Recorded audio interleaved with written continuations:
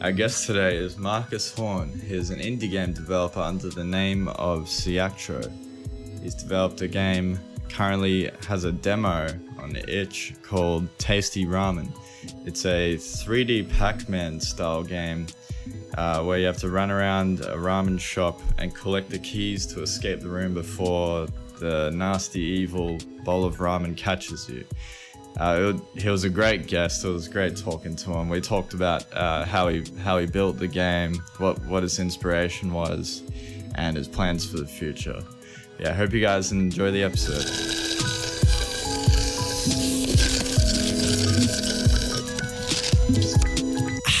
All right, good morning, good afternoon, good evening, or wherever you are, or whenever you're listening to this. Welcome back to the Nerd Sit podcast.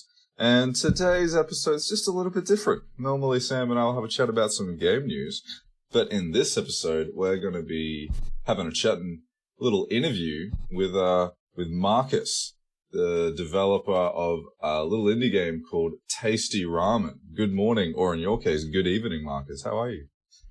Good morning, evening to you as well. I'm good. Just a bit cold. It's winter here. Yeah. As we were just saying before, it is far from that case here in Australia. So, I just wanted to make sure this part goes into the interview so people know I'm freezing right now. It's important. It's all right. So we'll sweat and then you shiver. It's fine. It can. It's a team effort. Yeah. Oh, awesome. So, Marcus, can you explain to us what is Tasty Ramen? Oh, that's a difficult question, really. The hard one. It seems complex, man. Well, it's basically it's a simple horror game that's supposed to kind of look like it could have happened on the original PlayStation, and like the main thing is it features like a ramen mascot thing, like that's chasing you, hunting you through a store that for some reason is only selling ramen. I haven't figured that part out yet, but it only sells ramen. Honestly, it's a store I'd go to. It's right up my alley. So we've had a look at the game already, and we've downloaded what you've published online and made available to the public. Could you sort of tell us, following that demo, is the game currently in a different state or a different build? Is there anything you might have added to the game since you've released it publicly, or? Well, I think the two most important things I added are, first of all, sort of a story. So it's not just like this random horror mascot thing hunting you through a store and that's it. And the door is finally opening. You can now leave the store. Oh, wow. Oh, wow. Okay. That's really cool. Yeah, when I picked up all the keys or shovels or whatever they were, I was like, why can't I get out? I want to get out. I need to get away from the ramen. It was actually really frustrating, especially because I paid so much attention to placing all those trees outside, and I was like, oh, this is going to be cool when you actually leave the store. And then I realized, wait, you never leave the store in this demo version. That's 2 hours I'm never getting back. Yeah. Also, the keys are gone. By the way, the keys are like, yeah, they are completely gone. They were just like this last minute objective thing, because I needed like some sort of objective for the player. Yeah, okay. And I just came up with a door that needs 9 keys, or I don't know, 8 or whatever it is. Usual door in the store needs 8 keys. So yeah. When I unlock the front door, it's an absolute mission getting home from work. So it's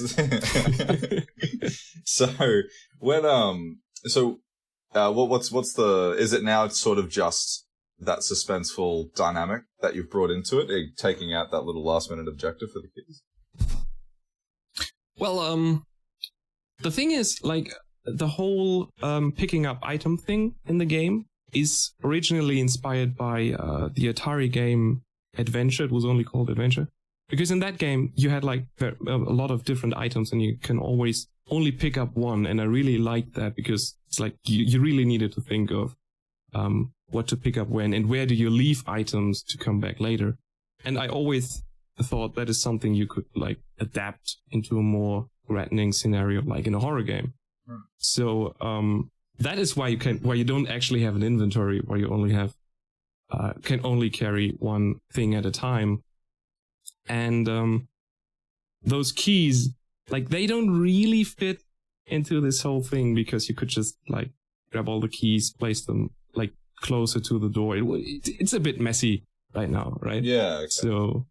So that's why I got rid of the keys again. And now it's like, I mean, there's probably going to be one key for a certain door that's not the front door. The front door isn't always open now. You can go in and leave the store whenever you want.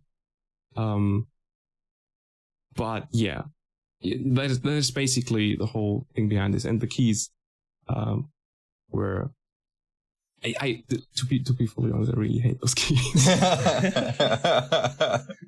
Okay, so side note, don't mention the keys to Marcus.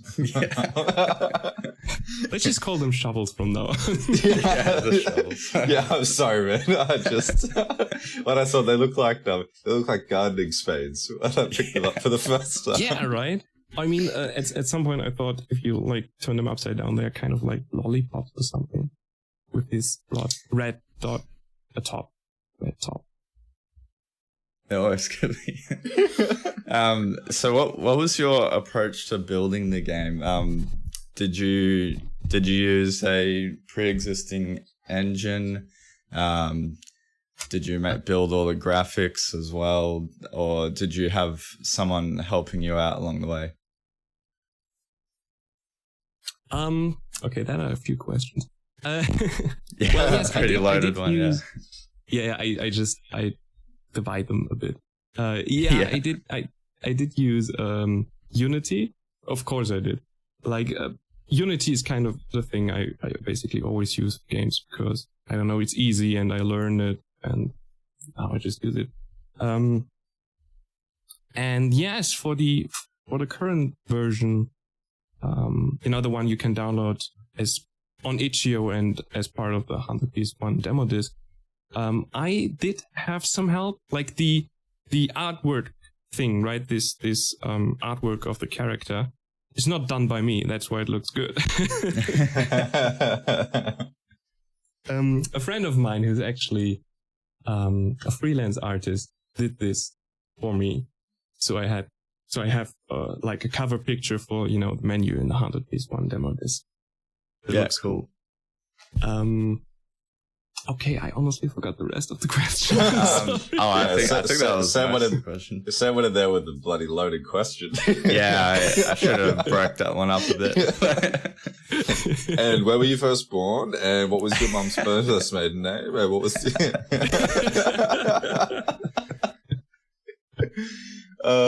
so you've already talked a little bit about what inspired you with regards to like what Tasty Ramen looks like and feels like, the original adventure game on Atari, and sort of suspenseful, sort of horror-y game. Is there anything else? What inspired you to start developing? Were you just sort of laying in bed and eating a bowl of ramen and like, I want to be scared of this? what did that look like for you? Yeah, I'm currently checking again. I started this game in December last year, and I made it for a jam, and I need to check real quick what jam that was. Just give me a second. Okay, it's called Scream Solstice. This thing when days get longer again. I really can't pronounce it. Yeah. But it was like this I think it was like 1 week horror game jam. And I was working on a different thing at the time. I was working on an update for a game I released in 2017. But I suddenly had like this weird idea that it would be cool to finally make a horror game where you're being hunted by a cute character. Mm-hmm. Which is actually an idea I had, like, a thing I thought about since I think the first Five Nights at Freddy's came out, or the second Oh, wow. or third. I don't Yeah, really right. Yeah, remember. And basically, I did.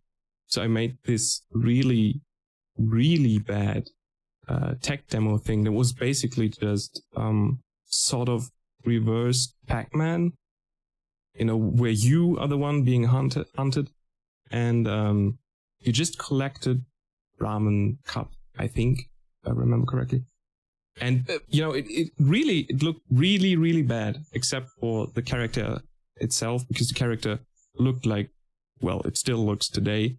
And so it was more like a tech demo for the character and less for the actual game. So Oh, that's cool. yeah, I released that, and then I heard about the 100 PS1 demo disc project, and then I figured, okay, I can improve on this and make like a little bit better demo. Yeah. And yeah. How did you go about getting the game onto the haunted PS1 demo disc? That was actually an interesting story. Because originally the deadline for the demo disc was, I think, the 21st of December, and the gem was finished 1 week before that, and I had this really crappy tech demo, and I figured, okay, am I able to make a little bit improved demo of this in a week? No, I'm not. I just forget about it and come back to the game next year or something. And then they actually delayed the deadline about a month, and I figured, okay, yeah, I can probably come up with something more cool in a month. And I just started to basically tweet at them, and retweet the call for project. And then I got an invitation to the Discord by the creator of, the whole Twitter Discord community thing. And well, basically I just started to talk about the whole PlayStation indie-esque scene with the people on the Discord. And Nice. well, from there it's like, we just you just send in your demo, and if you got lucky, you got accepted. And yeah, I did. So Oh, cool. it was really straightforward, really. Yeah, I mean, what was the sort of submission process like? And so what I mean by that is, was it like flooded with people in submissions, or did it seem like it was quite competitive?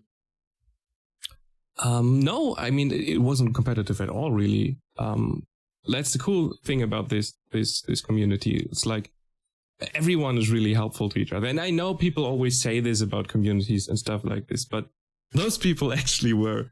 And I think we got, let me think, around 20-something demos that were sent in. And I'm not entirely sure how many of those demos were actually playable demos. Yeah, right. So it wasn't that much. And in the end, those 17, I think it's 17, right? Mm-hmm. Demos on the disc were like the final ones that got onto the thing. And I mean, like, it was a really, really, how to say this, indie kind of way, I think, because there was just like this thing you had to fill out on a Google Docs sheet or whatever it is, and then you just provide a link where they can download the demo, and well, that's it. And then you just continue to talk on the Discord with people about the demo disc and how the cover could look like. And then I really can't pronounce his name, but like someone came up with the idea for the trailer, this trailer thing with the purple skeleton and all that. Yeah. And it was so cool, and it's just like people were inspiring each other to do even more cooler things in terms of this demo disc. So it was really cool, actually. Yeah, it just sounds like one big collaboration. I like it. Yeah, that is really cool. I've looked at the haunted PS1 demo disc. It's got quite a lot of cool looking games on it. I really enjoy the old PS1 graphic style. It's cool that people are making games today still in in that style. It's a lot of nostalgia involved in it. What is happening with Tasty Ramen now? So do you have plans with it moving forward? I know you said earlier that you have made additions to the game, but have you got a plan going further? Are you trying to take it out of a demo state eventually, or have you sort of moved on and you're working on other things as well? Well, yeah, I definitely have plans for the game. The thing is, when I released the first tech demo, I already knew that I wanted to come back to the game and make like at least a little bit more out of it. And then, after the whole Haunted PS1 demo disc thing happened, I figured, I can just make this like an actual full game. But the thing is, like with every new release and like people actually giving me comments and talking about the game, which by the way is super cool, I figured that there were like all these little things that I had to improve. Like, for example, the keys that some people thought were shovels and some people didn't really know what to do with it. I hope I didn't offend you with the shovel thing, man. No, actually, I think at least 3 YouTuber who played the game were like, "Are these shovels?" Oh, okay, cool. Okay. All right. Yeah, gardening ramen. Yeah. No, but like, I figured probably the best way, because the thing is, usually when I make a game and I figure to make it like full game, I just work on the game for at least, I don't know, 3 months before I release alpha demos or whatever. But with this game, like, okay, I worked on this a week, release it. Okay, I worked on this a month, release it again. So I figured, because this kind of works, because people quite literally tell me what sucks about the game, I figured I just make it an episodic release, really. Because, like, the thing is, I originally thought about making it in like this episodic format, but in a full game, basically like, I don't know, a season of some anime series or something. Mm-hmm. And then I figured I can just release those episodes, part by part. And when like all episodes are out, I just release the full game like in a bundle or something. So it's like still all in the same .exe, but still you have these small episodes. So that's what I'm going to do now. And currently I'm working on episode 1, which I will release for free as well. Okay. That's a really cool strategy. I like that. Yeah, to be 100% honest with you, it's kind of stolen from Benny and the Ink Machine. But like, it fits, so why not? Right, Marcus called out. He sold himself out. It's over. Tasty ramen's down the drain now. It's no more.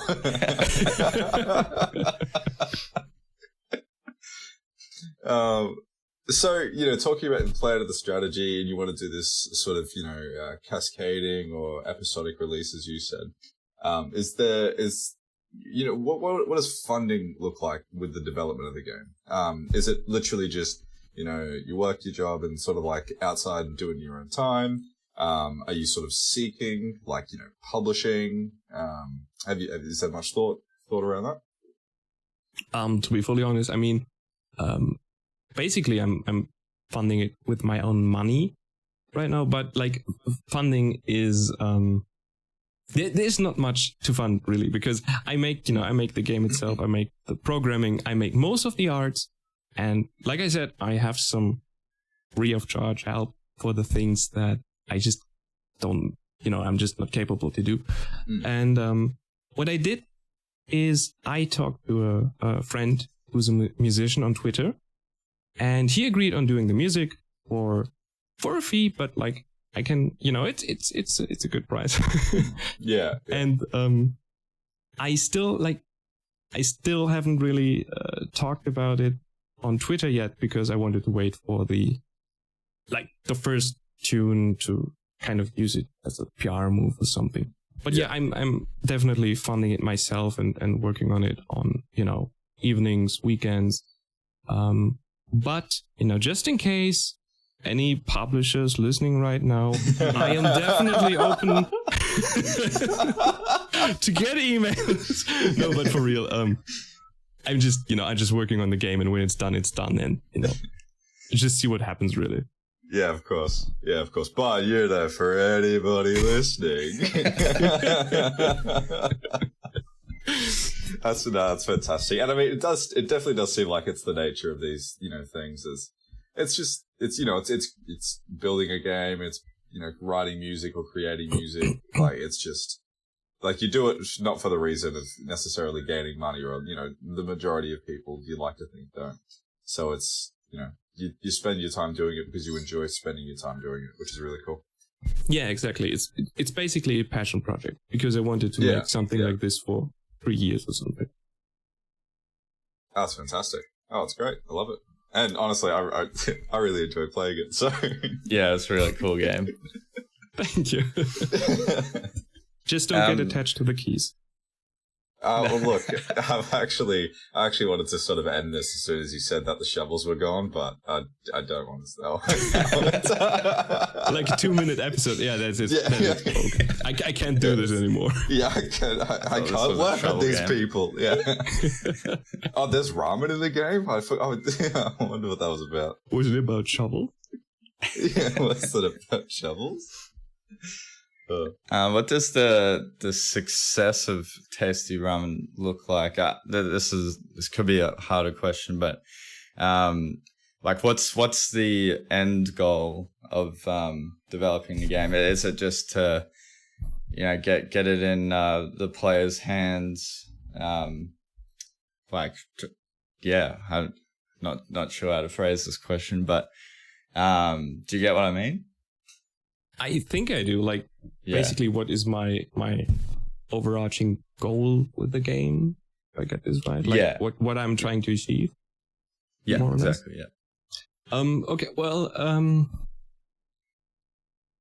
I mean, to be fully honest, when I work on games, like games I'm really passionate about, I just basically make the game to make the game, and when people play them and actually enjoy them, this just motivates me to make more of this. That is also why I can't really even if I would have written the entire story yet, I still couldn't tell you how many episodes there are going to be, because it depends on if people enjoy them or not. But for this particular game, I have like a secondary goal that would be perfect if it happens. Yeah. The thing is, do you know those band songs? Some indie games got, like Bandy and the Ink Machine, Five Nights at Freddy's, Cuphead, and I don't know what else. Like these cool tunes you find on YouTube and co that are basically themed about one of those games. Yeah. Oh, sure. okay. Yeah. Yeah. I mean, it would be so cool to have one of these, like a song written about a game I worked on. That is like, I don't know, it's like a secret dream of mine for the last. I don't know. Cool. That's such a cool. I was not expecting you to say that as a secondary goal. That's really cool.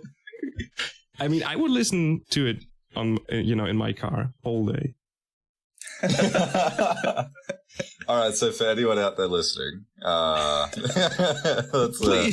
get the song happening for Marcus. Come on, publishers and musicians listening. Yeah. I'm open to all kind of emails. Yeah, that is their whole audience. Actually, it's exclusively publishers and musicians. So lucky for you. Perfect. Unless they are shovel fans. Unless they're shovel fans. You're gonna have to put a disclaimer at the start of that episode. Yeah, seriously. Yeah, it says shovel warning. What if you're willing to talk about it, what are the other games you're working on? Okay, yeah, I'm totally willing to talk about, but it's a long answer, if that's cool. Oh, if you're cool to hang around this. Yeah, how much time do you got? No, guys, I got a thing at like 15.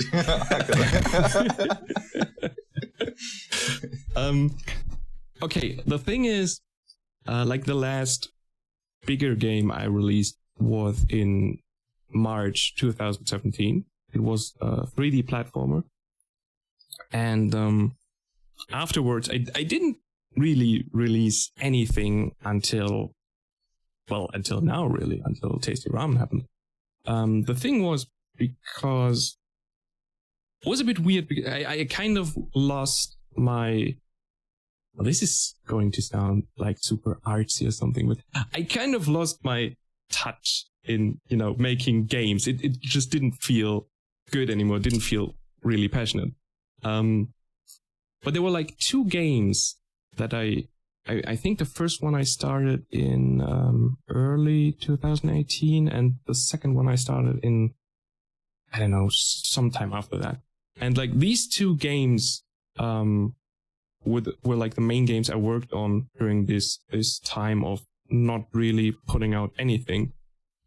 And they changed many times. So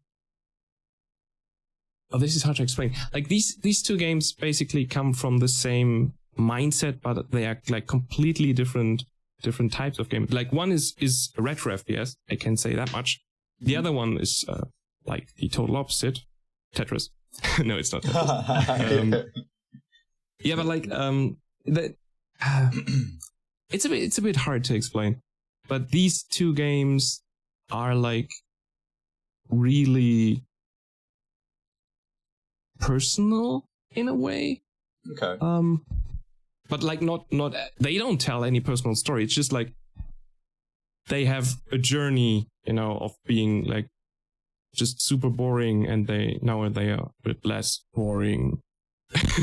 Yeah. So I guess if I'm interpreting it right, there was, as you said, a bit of a creative rut, or maybe not a creative rut, but just a period of, I don't know, I'm kind of over this game thing, and then the gradual progression of these games sort of brought you back into that little gaming spark when it came to putting them together. Yes, exactly. That sums it up perfectly. No, I can just great. cut And the entire story. This is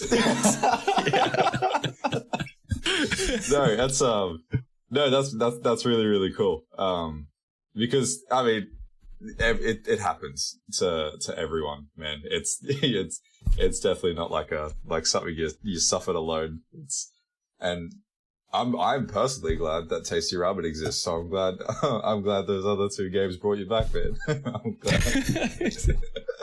Yeah, I mean, without these other two games, Tasty Ramen probably wouldn't have happened, because I would still like have this weird mindset, like this. Oh, I don't know what to do. Maybe not. Yeah. Yeah. So, And yeah. Oh, no, sorry, no, you go. And I guess that the fact that one of those games is a retro FPS, like a really straightforward, simple, just shoot your enemy kind of stuff, also helped, because like I said, the original tech demo of Tasty Ramen was like just straightforward, simple, collect stuff, don't get hit kind of thing. While everything else I tried to work on during these, I don't know, 3 years or what it was like this super complex, I don't know, weird, unique mechanic stuff. So yeah. I mean, that just reminds me of Sam and I first talking about putting together a video game and having absolutely phenomenal grand ideas, and then trying to start it and realizing we had absolutely no idea what we were doing. So yeah, sounds familiar. Very common thing. And that it's really, really hard. So. Oh, in fact, now that you say it, I might have a really funny story to that, if I may. Oh, please. Yeah, go. Please share. Yeah, definitely. Like in the game that I released in March 2017, there was like one really cryptic artwork thing I put at a wall, which basically it depicted I don't know, a village that was attacked by a giant, and it was not an Attack on Titan Easter egg. In fact, it was concept art for my next game. So after I released this really simple 3D platformer thing, I started working on a game where there was like these really old, cool looking ruins and you were just exploring them, and from time to time there was like this huge, gigantic monster, like really Godzilla kind of huge, coming out of the sand and destroying all those ruins dynamically while chasing you. And it was just this was like the first failure in a row of many failures, because of course I wanted to make it like super HD and have a unique art style, and it was really horrible, and it failed miserably. But I have some cool exploding ruins, so if I release a game with exploding ruins at some point, now people know that this came from a different game that failed about a giant. That's so interesting, because it's just fascinating how grand ideas are and how complicated the actual technicality behind it is. Oh yes, it's like that is also why you can, like, when you play all of my games, you always find the same, I don't know, characters and textures, because I just reuse whatever I can reuse, really. And I just say, yeah, it's the same universe. That's why. Yeah, it's just the canon, dude. So, outside of people, contacting you and engaging with you, and downloading and providing feedback, how else can our audience support you? I mean, like, some people right now actually buy the tech demo of Tasty Ramen, because you can on itch.io, you can, I think, have just download it or have this pay what you want thing, and some people actually paid for the game, so in a way donated for it, which is super cool. But I just plug this now. I am currently trying to set up a Patreon page, not just for Tasty Ramen, but all these little games I make. Because sometimes I make like super small games and I love working on them, but I can't really sell them because they're like, I don't know, 15-minute games or something. So yeah, sure. Yeah. If people really want to support me, they can, just basically buy my tech demos on itch.io or whatever, or consider supporting my page. Yeah, cool. That's When awesome. when you have that link ready, send it over to us and we'll throw it in the show notes, the Patreon link. Yeah, I love. I will gladly do. Yeah. But yeah, I love the idea of Patreon because I don't know, it's just a really great way for people to support artists more consistently, I guess. But yeah. Yeah, and I guess just as you said then, it's like, I don't always release a game that's going to have, 4 hours worth of content that's worth putting out for $20. It's just going to be like little sort of snippets, and it's, do I put $1 or $2 on this, or, just free and then pay what you want. But then, yeah, as Sam said, it's Patreon's just a good way to sort of support someone's overall sort of creative inspiration and release, more than just specific things that they're putting out. Yeah, exactly. I mean, I do kind of feel bad to like plug my Patreon now, and it feels weird, when you're making games, you always have this imagination of, I just make this game like, I don't know, 3 hours long and put it on Steam for $5, and people are going to play it and buy it and whatever, and then you continue to work, and like after 3 months you realize, oh, I have 2 minutes of game now. No, definitely. Ben, plugging your stuff and wanting to put your thing in there is far from something to feel bad about. But you're good to plug anything you want on here. That's what this podcast is. It's the Nerd Sip Plugcast. But yeah, have you got anything else in mind that you'd like to talk about here today? I think maybe one interesting thing, but it's like super technical and very game design, but would be... Oh, no, that's all good. Level design, I guess. Oh, yeah. Because definitely talk about that. That was definitely... That was the thing that took the most time on Tasty Ramen, to get this not really well-made level somehow working. Because I am super bad at level design, and people who play my games, they know what I'm talking about. But this is like a thing I realized when working on a retro FPS, because oh my god, level design, like world design, that's cool, you know, where you place your plans and how it feels and how it looks. But like level design that works and, you know, that kind of guides the player and stuff like this. This is the one thing that just always, like, I don't know, you know, gets me and delays my games and makes them play a bit weird.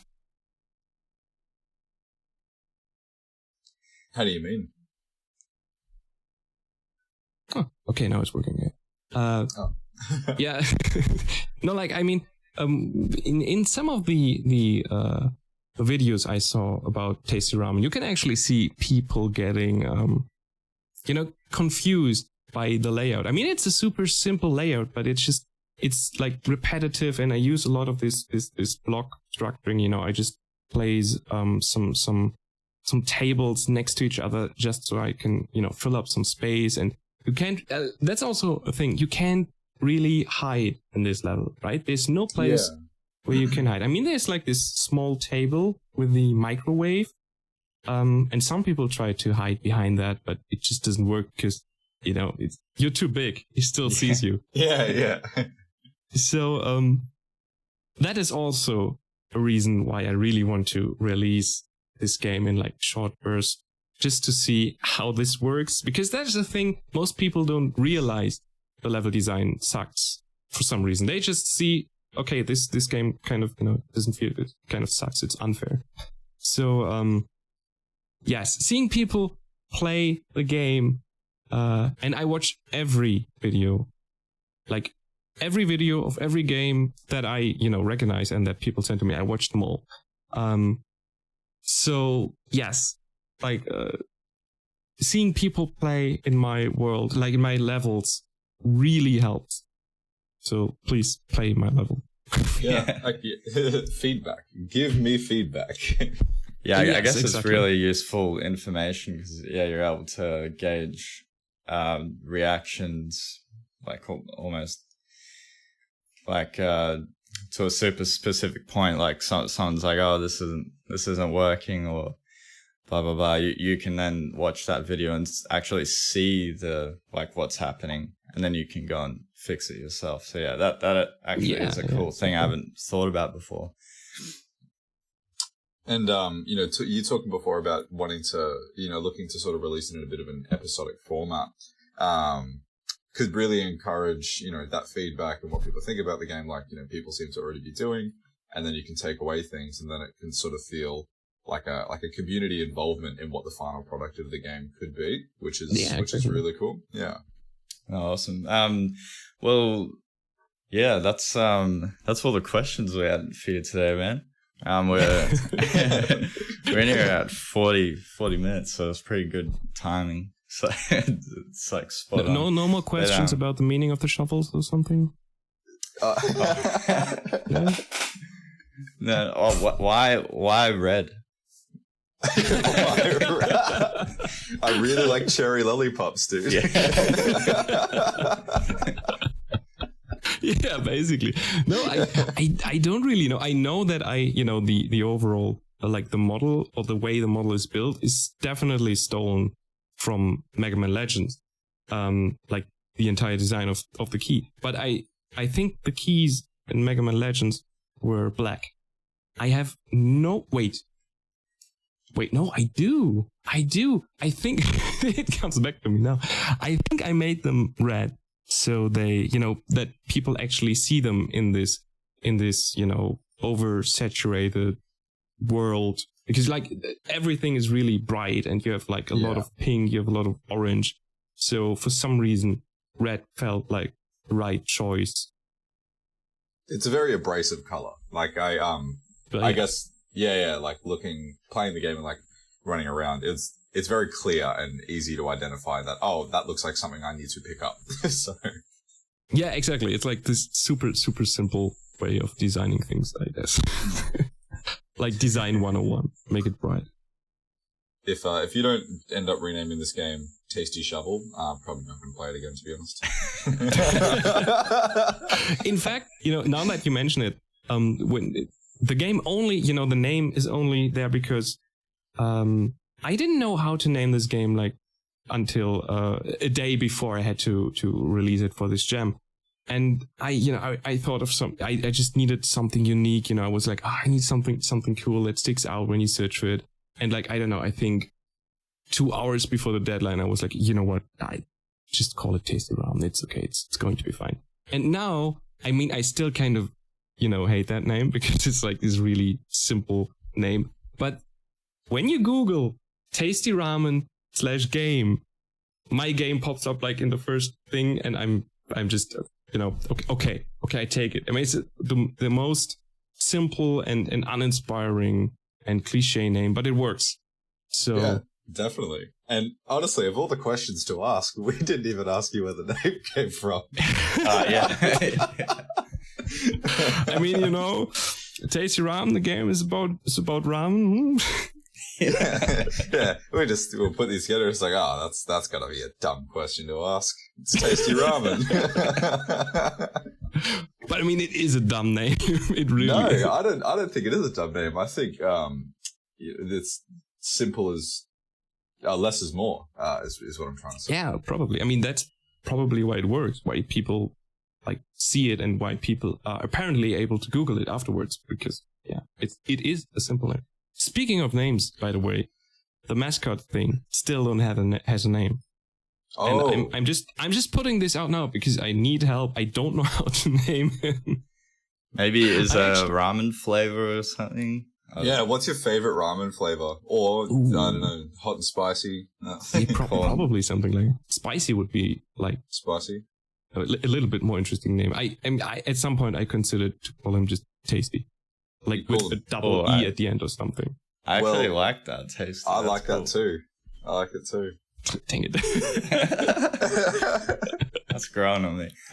Because and that completely fits into the whole title of the game, Tasty Ramen. Yeah, right. I could even just have like this little S at the end of Tasty, so it would be Tasty's Ramen. Because it's Tasty's Ramen. Oh, don't go doing that. That's too much, man. Yeah, it is. Too far. Too far. 1 out of 10 doesn't continue enough shovels. Yeah. Metacritic score of 1.6. Needs more shovels. Yeah, needs more shovels. Oh, fantastic. Well, did you have any questions for us? Anything else you feel like, you wanted to have talked about? Like you mentioned before, the level design or... Well, let me think. Besides the obvious question, why do you guys love shovels so much? Oh yeah, in fact, I wanted to talk about the well, I hope you were asking me about the art style, really. Oh, we had that written down, but for some reason I marked that off. But yes, continue. Yeah, probably because like many people on the internet, like at least indie devs on Twitter or artists use this art style, right? And I was like the last person who thought like, oh, this is a cool art style, and then I checked Twitter and everyone was using it. But the thing is, it's obviously inspired by Mega Man Legends, but there's like this PlayStation 1 game about Dr. Slump, the other series from Dragon Ball creator Akira Toriyama. And that game, like it's original PlayStation, but it looks so good. And I really try to like imitate this art style because it's basically it's Mega Man Legends art style, but with more lighting, more shadow and stuff like that. That's also where the still completely useless NPC that you encounter at the end of the demo came from. I try to recreate this Dr. Slump art style, and when I released or when I posted that GIF, I just I waited for someone to be like, oh, this looks like Dr. Slump on PSX. And I still were waiting for someone to figure it out, and now I just I come forward and say it's Dr. Slump. It's not unique. Somebody call me out. Yeah, please, finally, I stole it. I can't I live with can't this anymore. sleep. I can't eat. So yeah, now it's out there. Now people know. Now I can finally sleep again. That's great. I like a lot of the. It's sort of a trend of the inspirations. A lot to do with original PlayStation 1 games, which is really cool. Yeah. I mean, that's. Oh my god. This is also why it's like this bright, because there are quite a few PSX inspired indie horror games out there, and I also wanted something, because I'm not really good at making it like really atmospheric, like some of these really cool games, like OK Normal or something like that. I'm not good enough with arts for that, so I figured, what, I just do the complete opposite. I just make it bright and anime and cartoony and still call it horror game. Really. Yeah. It's safe to say I definitely had a few jump scares in that. I'm not gonna lie. I'm just gonna be open with this. It did make me jump a few times. So yeah. I mean, you're not the only one, really. Yeah. Like apparently. The game the game basically just produces these jump scares because the character is small and you don't see him, and then he just, jumps at you, with this screen and stuff. Usually I always thought when I make a horror game without jump scares, because I'm going to be the one who's not using jump scares, and now the only scares in my game are jump scares. Yeah. But it's okay, it's fine. I mean, they're all right. But I mean, it's interesting. You just sort of saying, you struggle to build this atmosphere of suspense of the game because of what you thought was art, and then you sort of just blew it out of proportion, and now that's really what you've done is you've built the suspenseful atmosphere inadvertently and created these jump scares with a little ramen bowl named Tasty. Yeah, right. I mean, I did apparently. Yeah. So I think it's great. It's fantastic. Thank you. Yeah, I have nothing. I want to say something, but nah, gone. I just leave it at thanks. Thank you. All right. Well, if Sam, do you have anything else, or? No, we're all good, man. Ready to sign off, I think. Fantastic. Yeah, well, definitely. If where can the people find you? Where can the people follow you, Marcus? On Twitter, definitely. On Twitter, and my name is @Siactro. You probably have to write it down there because the name is like really hard to understand when you say it, but super easy to write. Because I'm not good at naming things, like I said. But yeah, definitely on Twitter, because like I post on Twitter almost every day, and like at least once a week, every 2 weeks I post something game related. So yeah, I also have a YouTube channel, but don't bother. I just link it anyway on Twitter. So. Cool. Fantastic. What kind of stuff are you posting on YouTube? Is it like devlog type things, or? Not yet, but soon. I was toying around with the idea of making like devlogs for I don't know how long, but I never really felt comfortable doing it because, German, talking English. Yeah, it's tough. But yeah, I'm definitely going to do it. But until I do, I mainly just post like gameplay footage or trailers, really. Oh, yeah. cool. Basically, that's cool. it. What were you gonna say, Kelly? Oh no! I was gonna leave. So. Oh, okay. Oh, okay. I see. Well, yeah, you can find Marcus on Twitter, and his page on Itch.io, Siactro, Siactro. And yeah, go play the Tasty Ramen demo and look out for the episodes in the coming future. Yeah, thanks for listening to this podcast. And thanks for joining us, Marcus. Yeah, thanks for joining us, Marcus. Well, thank you. I know it's pretty late over there, but it's been a pleasure. Oh no, it's fine. I mean, right after this podcast, I'm going to continue work on the game, really. Still, Oh, still okay, still fine. On the grind. on the Yeah, grind. it's weekend, right? So Yeah, fair enough. Yeah, no worries. Well, we'll catch you guys later.